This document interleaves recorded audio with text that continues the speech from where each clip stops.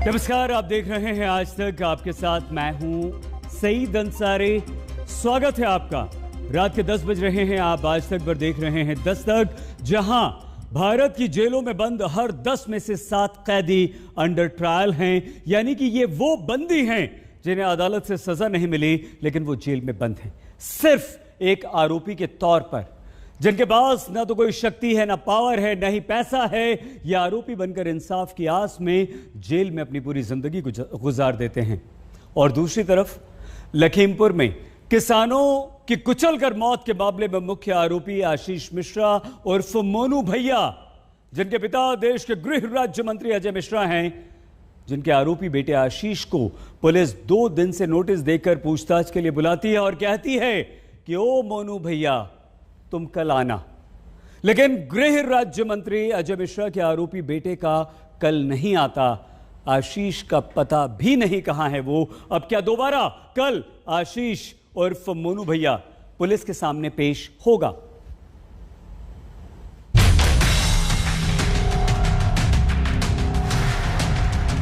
लखीमपुर में 4 किसानों की मंत्री पुत्र के नाम दर्ज कार से कुचलकर मरने के मामले में यही घर चर्चा का केंद्र है। मकान नंबर 43, शहपुरा कोठी, दुलारी हाउस, जहां देश के गृह राज्य मंत्री का दुलारा बेटा और किसानों की मौत का मुख्य आरोपी आशीष मिश्रा उर्फ मोनू भैया हैं भी या नहीं, यूपी पुलिस को नहीं पता। कुल मिलाकर कहानी यही है कि हत्या की धारा 302 का मुख्य आरोपी, जिससे पूछताछ का एक नोटिस पुलिस गुरुवार को घर के बाहर चिपका कर गई, फिर दूसरा नोटिस उसके नीचे शुक्रवार दोपहर पुलिस को चिपकाना पड़ा। लेकिन पुलिस के नोटिस को आरोपी बेटा क्या इसीलिए नोटिस ही नहीं करता क्योंकि कानून के नोटिस के ऊपर जो नाम लिखा है, जो नाम के साथ पद लिखा है और पद के साथ जो कद जुड़ा है, वो अजय मिश्रा आरोपी के पिता हैं और देश के गृह राज्य मंत्री भी।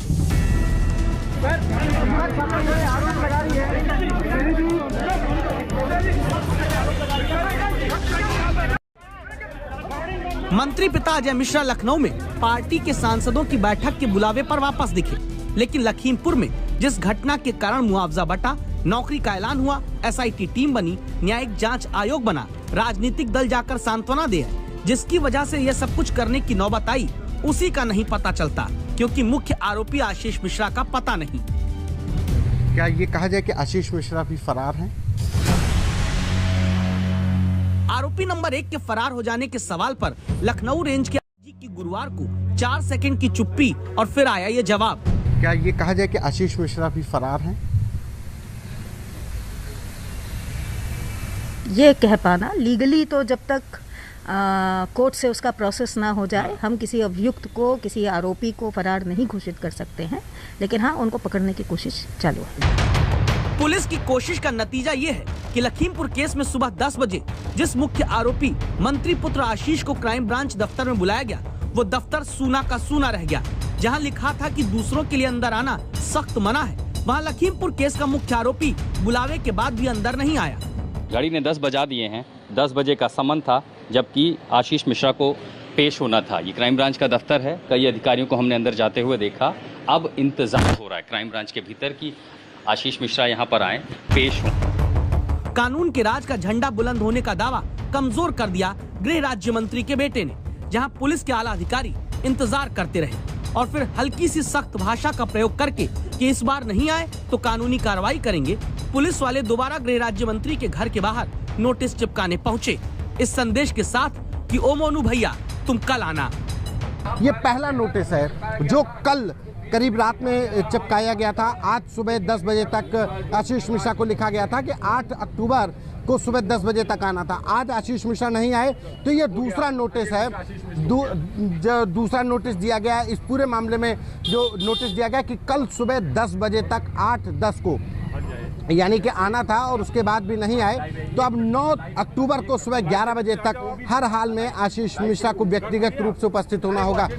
अब कुछ सवाल है। एक नोटिस हुआ तो आरोपी आशीष मिश्रा क्यों नहीं आए? क्या आशीष मिश्रा अपने मंत्री पिता के घर पर ही मौजूद हैं या फिर नहीं है? क्या 302 के केस में मुख्य आरोपी को ऐसे ही चलो बुलावा आया है स्टाइल में बुलाया जाता है? क्या पुलिस ने पहला नोटिस देने के बाद जरूरी नहीं समझा कि घर में तलाशी लेकर खोजा जाता?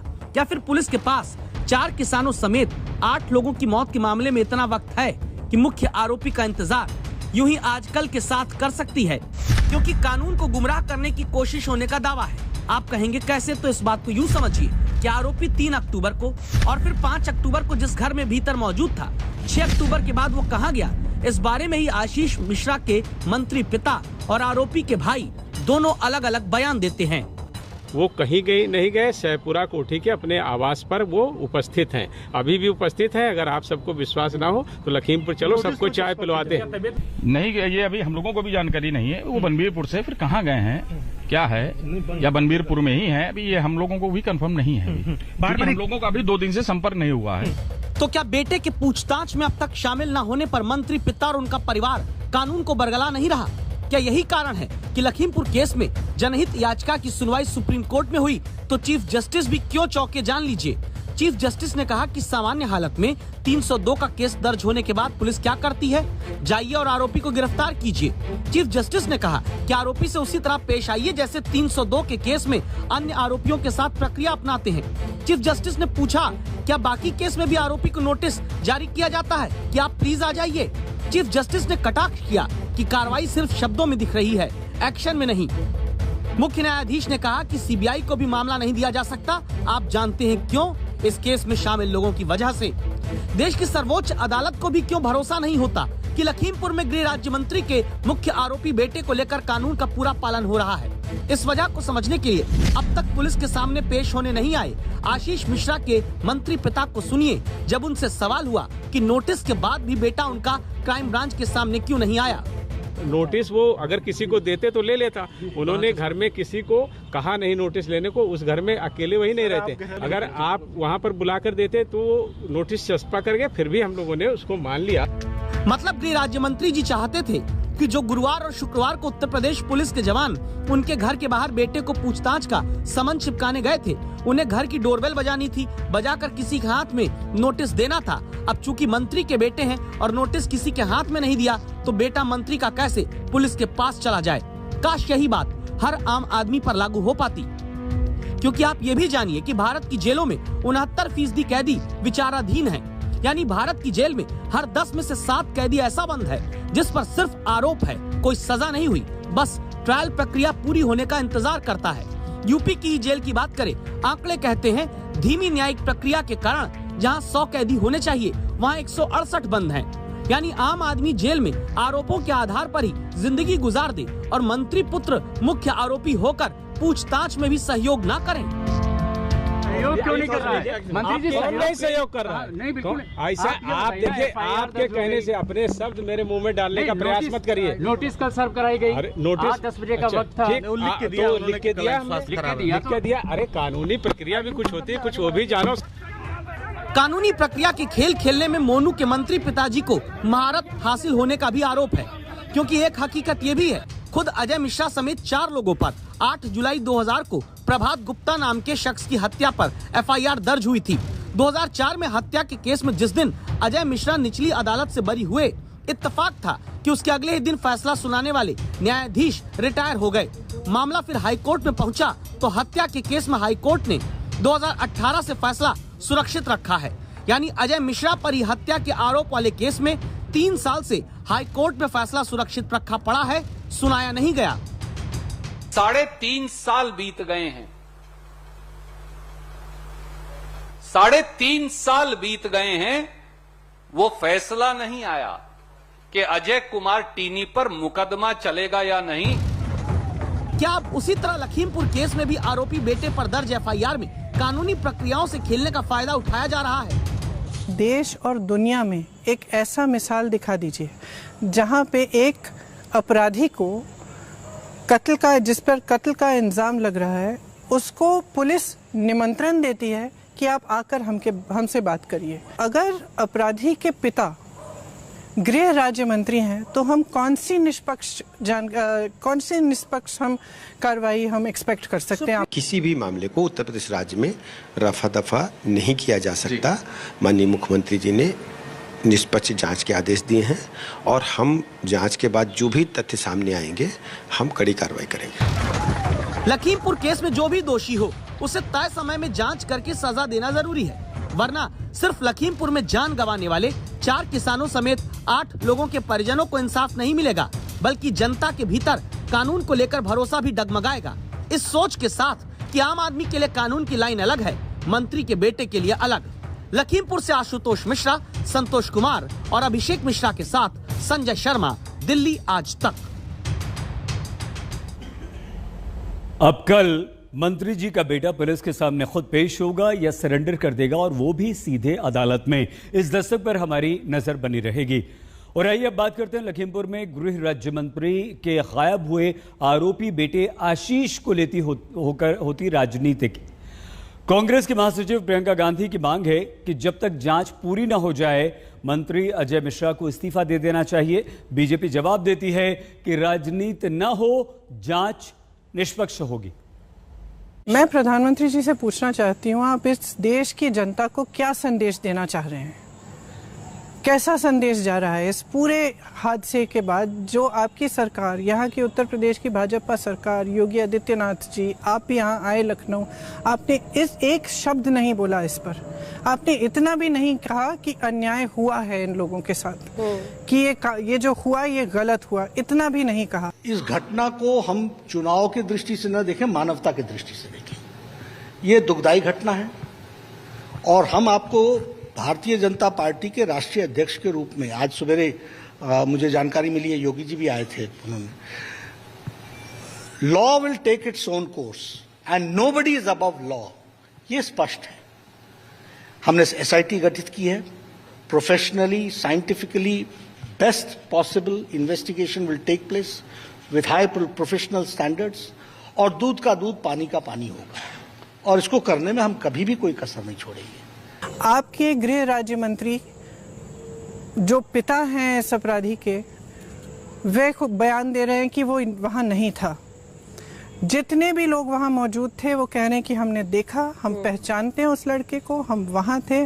जो पत्रकार वहाँ पे कुचले गए हैं, उनका परिवार कह रहा है कि वो पहचानता है। सब कह रहे हैं, आप सुनने के लिए तैयार नहीं हैं। आप कह रहे हैं कि आप सिर्फ उनके पिताजी की बात सुनिए। ये लोग जो ऐसे लोग हैं, ये हताश और निराश लोग हैं, राजनीतिक रूप से ये असफल साबित हो गए हैं, नकारात्मक राजनीति करने वाले लोग हैं, और इनके पास जब कोई मुद्दा नहीं है तो किसानों की या हमारे कार्यकर्ताओं की जो मृत्यु हुई है, एक दुर्भाग्यपूर्ण घटना है, जिसमें किसानों ने उसको अंजाम नहीं दिया, बल्कि उसमें कुछ उपद्रवी किसान के वेश में शामिल हो गए थे। उन्होंने इस तरह की बातों को किया है, और हमारी सरकार निष्पक्ष रूप से जांच कर रही है। जो भी दोषी होंगे उनके विरुद्ध हम कार्रवाई करेंगे। मान लो ये इनोसेंट है, फिर भी, क्योंकि हम सब जानते हैं कि अगर उनका बेटा अक्यूज्ड है और वो मंत्री हैं, उनके अंडर तो जांच निष्पक्ष नहीं हो सकती। रिजाइन करें, निष्पक्ष जांच कराएं। अगर उस जांच में ऐसे निकले कि नहीं, एक्चुअली ये गलती है, किसी और ने किया है, एक्चुअली ये बात निकले, फिर मंत्री बन जाना। लेकिन जब तक वो मंत्री रहेगा, तब तक जांच फेयर नहीं हो सकती है, निष्पक्ष हो ही नहीं सकती है ना। देखिए, उत्तर प्रदेश राज्य में माननीय मुख्यमंत्री जी ने पहले ही लॉ एंड ऑर्डर के मामले में, कानून व्यवस्था के मामले में जीरो टॉलरेंस की नीति अपना रखी है। हम किसी भी स्थिति में उत्तर प्रदेश राज्य में कानून का राज स्थापित करने के लिए प्रतिबद्ध हैं। एक देश में एक गृह राज्य मंत्री के बेटे पर आरोप लगता है कि वो गाड़ी के पहियों के नीचे 6 किसानों को उसने कुचला है। ये पॉलिटिकल इशू नहीं है? आप बताइए। सरकार कोई भी एक्शन नहीं ले रही है, क्या ये पॉलिटिकल इशू नहीं है? कैसे? जो देश की जनता का दुख है, दर्द है, किसानों का दर्द है, कैसे हो सकता है कि पॉलिटिकल इशू नहीं है? हम पॉलिटिक्स में क्यों हैं? घर पे बैठकर सरकार की तारीफ करने के लिए?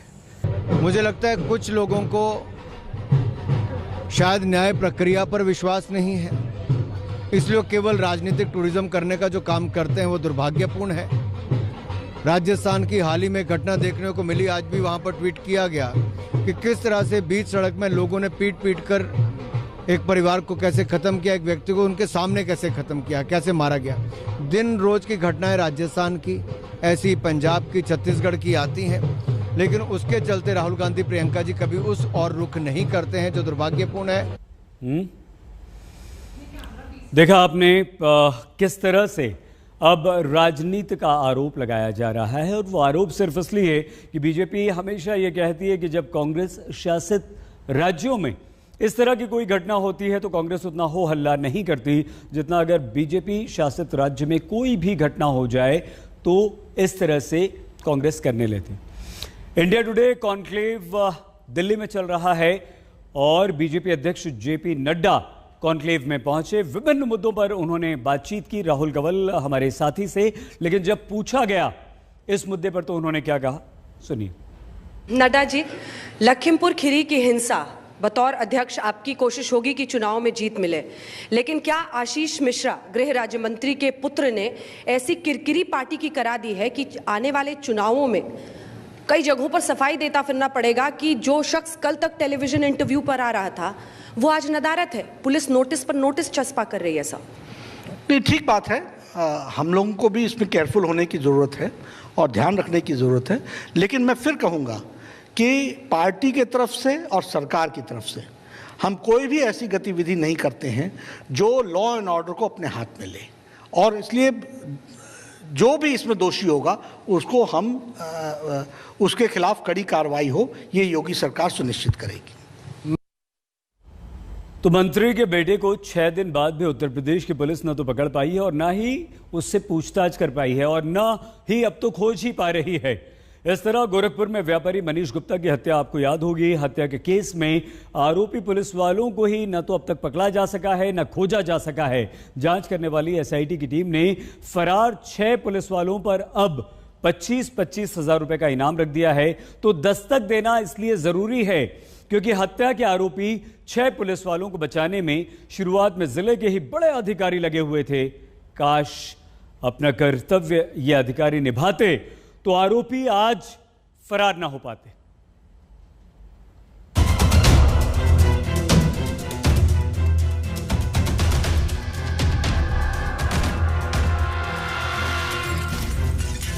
इस होटल ही में मेरे हस्बैंड का खून हुआ है, एक पुलिस वाले ने किया है।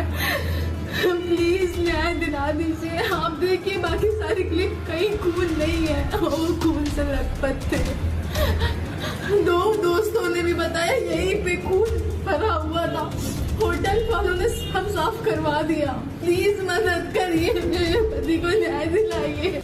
27-28 सितंबर की रात गोरखपुर के होटल में कानपुर के व्यापारी मनीष गुप्ता की हत्या का आरोप जिन पुलिस वालों पर है वो अब तक कानून के हाथ से दूर है।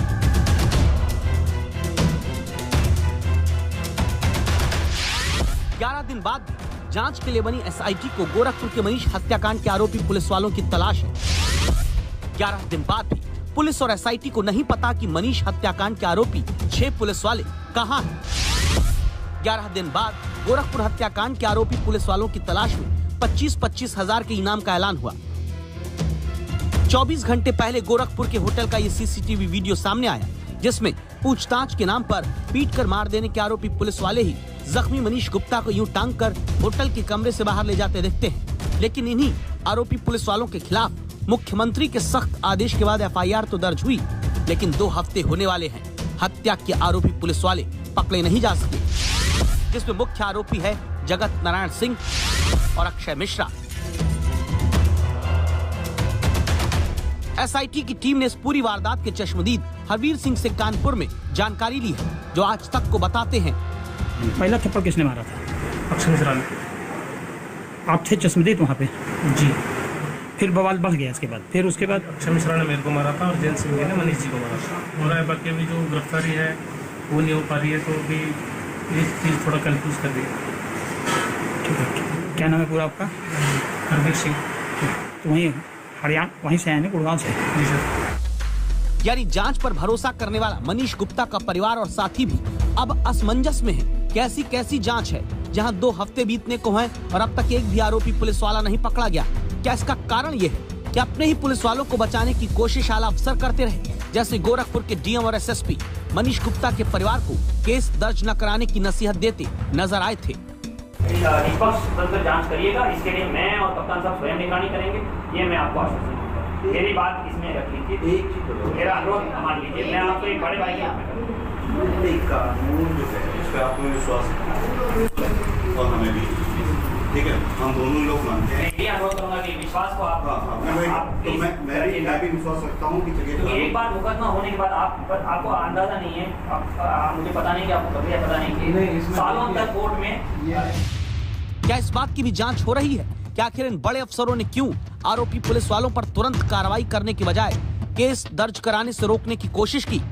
फिलहाल कानपुर में एक जाति के नेताओं ने जरूर मनीष गुप्ता के परिजनों को मुआवजा देने और पत्नी को नौकरी देने के नाम पर सरकार को धन्यवाद देने वाला होर्डिंग लगा दिया, लेकिन हत्या के आरोपी पुलिस वाले कहां भाग गए, कैसे भाग गए, ये जवाब देने वाला कोई नहीं। कानपुर से रंजय सिंह के साथ गजेंद्र त्रिपाठी, गोरखपुर, आज तक।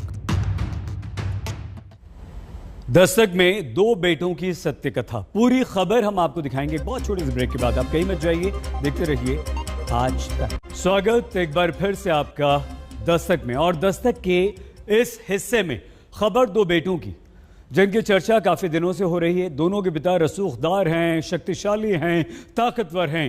एक के पिता केंद्र में मंत्री हैं और दूसरे के पिता हैं सुपरस्टार। जहां हम बात कर रहे हैं आशीष मिश्रा और आर्यन खान। विपक्ष का यह आरोप है कि आशीष मिश्रा तमाम केस दायर होने पर भी इसलिए फरार है क्योंकि आशीष के पिता केंद्र में बड़े मंत्री हैं।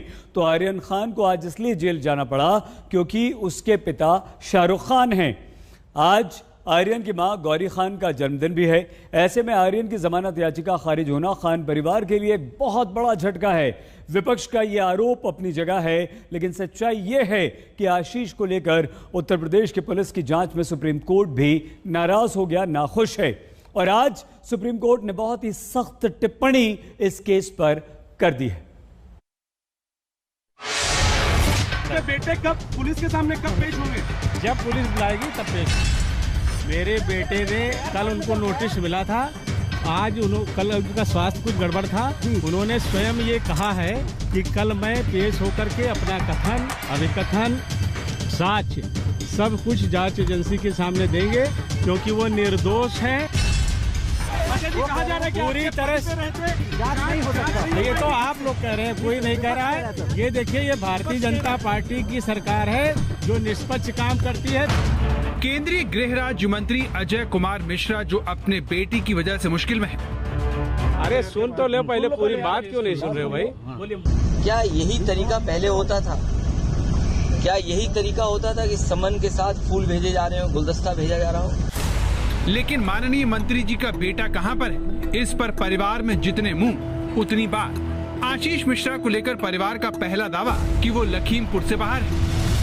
अब देखिए, पहुंचेंगे जैसे ही लखीमपुर आएंगे, सबसे पहले वो जांच एसआईटी टीम के सामने ही जाएंगे। मतलब है वो कहाँ है? कहीं बाहर है? हाँ, यही है, लखीमपुर में ही है। ये हम नहीं बता पाएंगे अभी कहाँ पे हैं। आशीष मिश्रा को लेकर दूसरा दावा, लखीमपुर में अपने घर में है आशीष मिश्रा। अरे बेटे की जहाँ तक बात है, वो कहीं गए नहीं गए, सहपुरा कोठी के अपने आवास पर वो उपस्थित हैं, अभी भी उपस्थित हैं। अगर आप सबको विश्वास ना हो तो लखीमपुर चलो, सबको चाय पिलवाते हैं। आशीष मिश्रा पर तीसरा दावा, पिछले 2 दिनों से संपर्क नहीं हुआ। कहाँ पर है इस वक्त आशीष?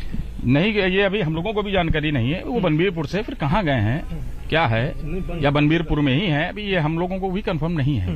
बार-बार हम लोगों का अभी 2 दिन से संपर्क नहीं हुआ है। बार बार कहा जा रहा है कि वो बाहर चले गए हैं, लखीमपुर खीरी से नेपाल की तरफ जा रहे हैं। नहीं, ये जो भी कह रहा है वो तो मनगढ़ंत है। मन में आदमी अपने मन से कुछ भी कह सकता है। जो आशीष मिश्रा लखीमपुर कांड के केंद्र में है, जिस पर किसानों को कुचलने का इल्जाम है, जो एफआईआर होने पर भी लंबे चौड़े दावे करता रहा, वो माननीय मंत्री जी का बेटा कहां पर है, कोई नहीं जानता। इसीलिए सुप्रीम कोर्ट को भी आज पूछना पड़ा, क्या देश में हत्या के अन्य अभियुक्तों के साथ भी ऐसा ही व्यवहार होता है? बाबा मुख्यमंत्री जी को हमारा सब पता है, लेकिन 6 अपराधी जो हैं गोरखपुर में एक व्यापारी को मार के चले गए, क्या बाबा मुख्यमंत्री जी सो रहे हैं क्या? कब आंखें खोलेंगे? और ये जो अपराध हुआ है, जिस तरीके से गाड़ी से कुचल दिए गए हैं, उसमें फरार हैं, आंख बंद कर करके मुख्यमंत्री सो रहे हैं। आशीष मिश्रा पर धारा 302 के तहत हत्या, धारा 304A यानी गैर इरादतन हत्या, धारा 147 यानी बलवा, धारा 148 यानी हथियारों के साथ बलवा और धारा 149 यानी समूह द्वारा बलवा के तहत केस दर्ज है। गुरुवार शाम को उत्तर प्रदेश पुलिस ने अजय मिश्रा की नेम प्लेट के ठीक नीचे नोटिस चिपकाया और अगले दिन यानी आज सुबह 10 बजे पेश होने को कहा, लेकिन क्राइम ब्रांच की टीम आशीष मिश्रा का इंतजार करती रह गई। पूरे मामले में पुलिस को जांच पड़ताल करनी है, पूछताछ करनी है, बयान दर्ज करने हैं और सीआरपीसी के तहत जब उन्हें बुलाया गया था, नोटिस चस्पा किया गया था अजय मिश्रा के घर पे भी और साथ ही आशीष मिश्रा के दूसरे ठिकानों पर भी, और समय 10 बजे मुकर्रर था, उनको हाजिर होना था, यहाँ पर पेश होना था, लेकिन आशीष मिश्रा पेश नहीं हुआ पुलिस के सामने। इसके बाद आशीष मिश्रा के घर के बाहर नया नोटिस चस्पा किया गया और यूपी पुलिस ने 1 दिन की मोहलत और दे दी, लेकिन उत्तर प्रदेश पुलिस की इस जांच के तरीके पर सुप्रीम कोर्ट ने नाराजगी जताई। सुप्रीम कोर्ट ने जांच पर नाखुशी जताते हुए चीफ जस्टिस वाली बेंच ने पूछा कि हत्या का मामला था तो गिरफ्तारी क्यों नहीं हुई, ऐसा करके आप क्या संदेश देना चाहते हैं। कोर्ट ने पूछा कि क्या किसी भी दूसरे मर्डर केस के आरोपी के साथ इसी तरह से पेश आते हैं, क्या 302 के मामले में पुलिस ऐसे ही एक्शन करती है। कोर्ट की दो टूक राय है कि मौत गोलियां लगने की वजह से हुई या किसी और वजह से, लेकिन मामला हत्या का तो है ही। चीफ जस्टिस ने बेंच की ओर से जारी आदेश में कहा कि हम सरकार की कार्रवाई से संतुष्ट नहीं है। कोर्ट ने कहा कि डीजीपी से कहा जाए कि घटनाक्रम के सबूत नष्ट किए जाएं। सुप्रीम कोर्ट ने सुनवाई के बाद उत्तर प्रदेश सरकार को स्टेटस रिपोर्ट दाखिल करने को कहा है और ये कहा है कि इस मामले में कितनी एफआईआर दर्ज की गई है, कितने लोगों को गिरफ्तार किया गया और आगे कितने लोगों पर क्या कार्रवाई सुनिश्चित की जा रही है, इसकी पूरी तफसील रिपोर्ट दें। साथ ही कोर्ट ने यह भी पूछा कि इलाहाबाद हाई कोर्ट में इस मामले से संबंधित कितनी PIL दाखिल की गई है और उनकी स्थिति क्या है, यानी तमाम तफसीलात के साथ एक स्टेटस रिपोर्ट कोर्ट ने तलब की है और शुक्रवार को इस मामले की सुनवाई के लिए सूचीबद्ध किया। सुप्रीम कोर्ट की तल्ख टिप्पणियां बताने के लिए काफी है कि यूपी पुलिस पर सबसे बड़ी अदालत की नजर है। सुप्रीम कोर्ट में अब अगली सुनवाई दुर्गा पूजा के बाद होगी, लेकिन अदालत की इस टिप्पणी ने केंद्रीय मंत्री अजय मिश्रा को विपक्ष के निशाने बना दिया है। आम जनता की मांग है कि गृह राज्य मंत्रियों को इस्तीफा देना चाहिए पहले, उसके बाद कहीं जांच हो पाएगी। भाई वो नहीं पहुंचा तो उसके पिताजी हैं। जैसे पुलिस करती थी कि अगर जिसके नाम दर्ज रिपोर्ट है वो नहीं पहुंच रहा तो उसके पिताजी को जाती थी ठाके, कोई बुजुर्ग होता था छोड़ देती थी, उसके पिताजी को जाकर थाने में बैठाओ, अपने आप आ जाएगा, 1 दिन में आ जाएगा, 2 दिन में आ जाएगा। आशीष मिश्रा पर आरोप है कि वो उसी जीप में मौजूद था जिसने किसानों को कुचला। इस मामले में केंद्रीय गृह राज्य मंत्री अजय मिश्रा टेनी अपने बेटे को बेकसूर बताते हैं, लेकिन उसकी पेशी नहीं करवाते। मंत्री जी इतने गंभीर मामले में बड़ी बेबाकी से कहते हैं कि जब नोटिस आएगा तो उनका बेटा पेश हो जाएगा, जबकि हकीकत यह है कि उनके इस आलीशान घर के बाहर 2 नोटिस चस्पा है। पूछताछ के लिए आएगा तो वो वहाँ पर जा करके अपना बयान देंगे और साक्ष्य देंगे। हाजिर कोई नहीं हाजिर, नोटिस तो चस्पा होगी घर पे, नोटिस चस्पा हुआ है, वीडियो में आपका बेटा नहीं है सर, वो कहीं भी नहीं।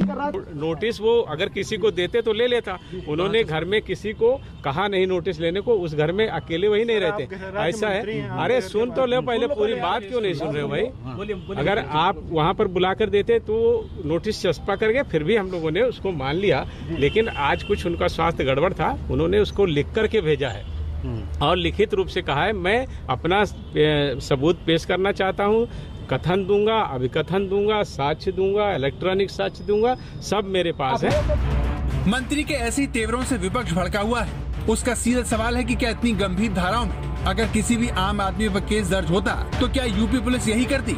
लेकिन यहाँ सबसे बड़ा सवाल ये है कि आशीष मिश्रा है कहाँ, क्योंकि अगर दूसरे नोटिस के बाद भी आशीष मिश्रा पेश नहीं हुआ तो पुलिस क्या करेगी। जब तक गृह राज्य मंत्री का इस्तीफा नहीं होगा तब तक इन पीड़ित परिवारों को न्याय नहीं मिल पाएगा। अखिलेश जी, जो गृह राज्य मंत्री हैं उनसे अगर कोई जांच के लिए जाएगा, पूछताछ के लिए जाएगा, तो पहले वो अधिकारी सैल्यूट मारेगा और तब जांच पूछताछ कर लेगा, उसके बाद फिर सैल्यूट मारेगा। तो कोई हमें ये बता दे, जब सुप्रीम कोर्ट ये कह रहा है कि जांच ठीक तरीके से नहीं हो रही, जनता को भरोसा नहीं है, तो आखिरकार सरकार कर क्या रही है। किसी भी कीमत पे जो भी दोषी होगा वो बख्शा नहीं जाएगा कि कोई पद या कोई प्रतिष्ठा या कोई अन्य दबाव किसी भी अपराध करने वाले के काम नहीं आएगा। मैं अभी किसी व्यक्ति का नाम, जो जांच चल रही है उस जांच में हम कोई इंटरफियर नहीं कर सकते, लेकिन दोषी अगर कोई पाया जाएगा तो उसे कोई बचा नहीं पाएगा। कल तक तो वो टीवी पे बाइट दे रहे थे, इंटरव्यू दे रहे थे, घर के अंदर थे, ये घर के बाहर निकले हैं, भागे हैं या इनको भगाया गया है? उत्तर प्रदेश पुलिस ने आशीष मिश्रा से पूछताछ का नोटिस चिपकाने से पहले 2 आरोपियों को गिरफ्तार किया, लेकिन सुप्रीम कोर्ट की सख्ती के बाद अब आशीष मिश्रा के सामने जल्द से जल्द पेश होने के अलावा और कोई चारा नहीं बचा है। लखीमपुर से आशुतोष मिश्रा, संतोष कुमार, अभिषेक मिश्रा के साथ संजय शर्मा, दिल्ली, आज तक। गायब होने से पहले आशीष मिश्र लगातार खुद को बेकसूर बता रहा था, लेकिन जब बारी पूछताछ की आई तो वो लापता हो गया। प्रश्न ये है कि क्या आशीष को सरकार और पुलिस वालों पर विश्वास नहीं है? आशीष की तरह आर्यन भी आज सुर्खियों में है। आज अदालत ने आर्यन को जमानत नहीं दी, उसे मुंबई की सबसे बड़ी जेल में भेज दिया।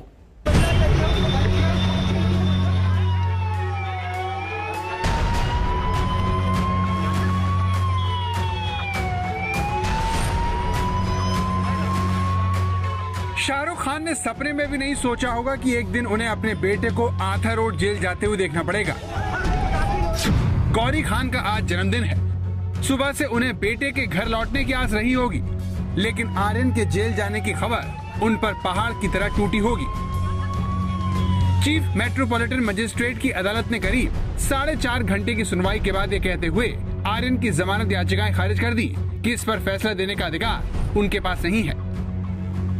All the 3 bail applications are rejected।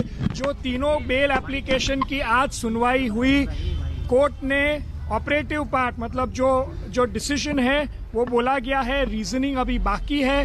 Court का डिसीजन ऐसा है कि तीनों एप्लीकेशंस, बेल एप्लीकेशंस रिजेक्ट हो चुकी हैं। एक तरफ किला रोड कोर्ट में आर्यन के वकील सतीश मान शिंदे शाहरुख खान के बेटे की जमानत के लिए दलीलें दे रहे थे, तो वहीं एनसीबी आर्यन समेत सभी आरोपियों का मेडिकल करवाने के बाद उन्हें मुंबई की आर्थर रोड जेल लेकर पहुंच गई। ये मुंबई पुलिस की गाड़ी है, यहाँ पर आर्थर रोड जेल पहुंच चुके हैं। हम आपको दिखाना चाहेंगे जो आर्यन खान है, यहाँ पर शाहरुख खान के बेटे हैं आर्यन खान, इसको लाया गया यहाँ पर और आर्थर रोड जेल में ये मेन गेट है और उसके अंदर ये गाड़ी दाखिल हो चुकी है। मेडिकल जांच कराया गया था, उसके बाद ही एक एक करके सभी आरोपियों को जेल के अंदर, आर्थर रोड जेल के अंदर ले जाया जा रहा है। 2 अक्टूबर की शाम को एक क्रूज से हिरासत में लिए गए आर्यन को रविवार को अरेस्ट किया गया था। इसके बाद से वो लगातार नारकोटिक्स कंट्रोल ब्यूरो की कस्टडी में थे। आज आर्यन खान, अरबाज मर्चेंट समेत सभी पुरुष कैदियों को आर्थर रोड जेल भेज दिया गया, जबकि महिला आरोपियों को भाईखला जेल भेज दिया गया। आर्यन खान को भी आपने देखा होगा वहाँ पर, शाहरुख खान के बेटे को क्या स्थिति थी जब उनको पता चला कि अब आर्थर रोड जेल भेजा जा रहा है? क्या स्थिति थी? उससे पहले मेरी मुलाकात हुई थी, जब उनको बताया गया आर्थर रोड जेल लेकर जा रहे हैं, उसके बाद मेरी मुलाकात नहीं हुई। जब मुलाकात हुई कस्टडी में तो क्या स्थिति थी? क्या नर्वस थे? क्या स्थिति थी? कोई भी नर्वस रहेगा, ऐसा एलिगेशन उनके ऊपर लगा है तो हम जैसे इंसान नर्वस हो जाएंगे। आर्यन की जमानत पर सबसे बड़ा सस्पेंस अदालत को लेकर था।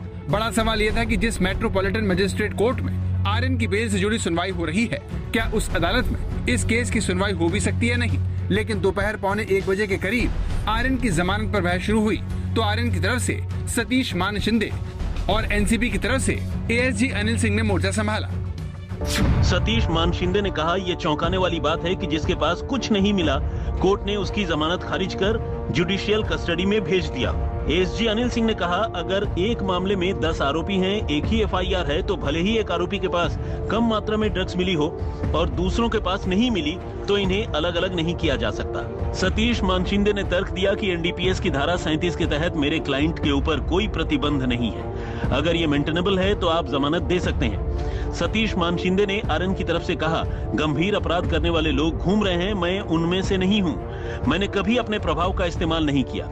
एनसीबी के पास मेरे खिलाफ कुछ भी नहीं है। झूठे आरोप लगाए जा रहे हैं। एएसजी अनिल सिंह ने दलील दी, इनकी जमानत याचिका खारिज होनी चाहिए। बचाव पक्ष का कहना था, यानी कि वो सारे वकील जिन्होंने अपने अपने आरोपियों के लिए जमानत की याचिकाएं दर्ज की थी, उनका कहना था कि जो अदालत रिमांड दे सकती है वो बेल भी दे सकती है, जमानत भी दे सकती है। और यही वजह है कि उन सब की याचिकाएं सुनने के बाद अदालत ने इस निष्कर्ष पर ये पहुंची कि ये सारी याचिकाएं दरअसल जो मजिस्ट्रेट हैं वो नहीं सुन सकते हैं। इन सब को अपनी याचिकाएं सेशंस कोर्ट यानी कि एनडीपीएस की जो स्पेशल अदालत है वहीं पर जाकर दर्ज करनी चाहिए थी, उसकी सुनवाई वहीं पर होनी चाहिए। छोटा सा ब्रेक, आप देखते रहिए आज एक बड़ी खबर श्रीनगर से आ रही है। सुरक्षा बलों के साथ मुठभेड़ में एक आतंकवादी को ढेर कर दिया गया है। बारजुला इलाके में यह एनकाउंटर हुआ है, लेकिन भारी मात्रा में गोला बारूद बरामद किया गया है। सुरक्षा बलों ने को जैसी खबर मिली इन आतंकवादियों को घेरा और एक आतंकवादी को मार गिराया। दस्तक में आज के लिए बस इतना ही। आप प्लीज अपना बहुत ख्याल रखिएगा। देखते रहिए आज तक।